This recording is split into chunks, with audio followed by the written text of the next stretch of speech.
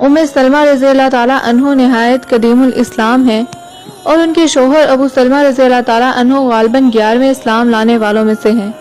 ام سلمہ رضی اللہ تعالیٰ عنہ نے سب سے پہلے اپنے شوہر ابو سلمہ رضی اللہ تعالیٰ عنہ کے ساتھ ہجرت حبشہ کی اور پھر مکہ میں واپس آ گئے۔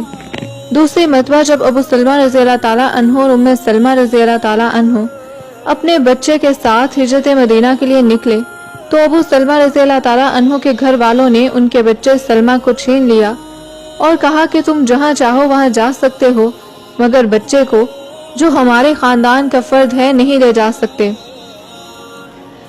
لہٰذا ام سلمہ کے گھرانے نے ام سلمہ رضی اللہ تعالیٰ عنہ کو چھین لیا کہ ام سلمہ رضی اللہ تعالیٰ عنہ جو کہ ہمارے خاندان کی لڑکی ہے تم نہیں لے جا سکتے۔ ابو سلمہ رضی اللہ تعالیٰ عنہ نہایت قوی الاسلام اور راسخ العزم تھے۔ بیوی اور بچے کے چھن جانے پر بھی انہوں نے سفر ہجرت ترک نہ کیا، اللہ اور رسول اللہ صلی اللہ علیہ وآلہ وسلم کی راہ میں چل پڑے۔ ام سلمہ رضی اللہ تعالیٰ عنہ مکے ہی میں رہی۔ وہ ہر شام کو اس مقام پر آ کر بیٹھا کرتی تھی جہاں شوہر سے علیحدہ ہوئی تھی۔ 1 سال تک برابر روتی رہی، حتیٰ کہ اس تنگ دل عزیزوں کا دل بھی ان کے گریہ آو فغاں پر نرما گیا۔ انہوں نے بچہ بھی دے دیا اور سفر کی اجازت بھی۔ یہ اللہ کی بندی تنہا ہی مدینے کو چل پڑی۔ عثمان بن طلحہ جو کلید برادر بیت الحرم تھے وہ بھی مسلمان نہیں ہوئے تھے، لیکن ان کو ام سلمہ رضی اللہ تعالیٰ عنہ کی بے کسی اور تنہائی پر رحم آ گیا، وہ ساتھ ہو گئے۔ حضرت ام سلمہ رضی اللہ تعالیٰ عنہ کو اونٹ پر سوار کراتے اور خود پیدل چلتے، منزل پر پہنچ کر ان سے دور جا ٹھہرے۔ جب منزل پہ منزل مدینہ طیبہ کے قریب پہنچ گئے اور نخلستان، نخل عربی میں کھجور کے درخت کو کہتے ہیں، مدینہ کے درخت نظر آنے لگے تو کہا، دیکھو جس شہر میں تجھے جانا ہے وہ سامنے ہے، تم آگے بڑھو، میں واپس جاتا ہوں۔ یہ کہہ کر وہ واپس چلے آئے۔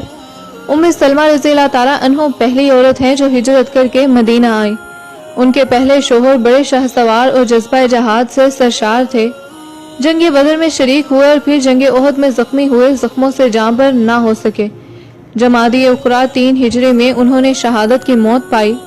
مرتے وقت ان کی زبان پر تھا، اللہ میرے کنبے کی اچھی نگہداشت کرنا۔ بے وقت شہادت چھوٹے چھوٹے بچے چھوڑے۔ نبی صلی اللہ علیہ وآلہ وسلم کو جو محبت اور قرابت ابو سلمہ رضی اللہ تعالیٰ عنہ سے تھی، ان کا خیال کرتے ہوئے نیز ام سلمہ رضی اللہ تعالیٰ عنہ نے اسلام کے لیے ہجرت حبشہ اور ہجرت مدینہ کرتے ہوئے جن سختیوں کو پورا کیا، ان سب امور پر خیال کرتے ہوئے نبی کریم صلی اللہ علیہ وآلہ وسلم نے حضرت ام سلمہ رضی اللہ تعالیٰ عنہ سے نکاح کر لیا، اور یہ ام سلمہ رضی اللہ تعالیٰ عنہ سے ام المومنین رضی اللہ تعالیٰ عنہ بن گئی۔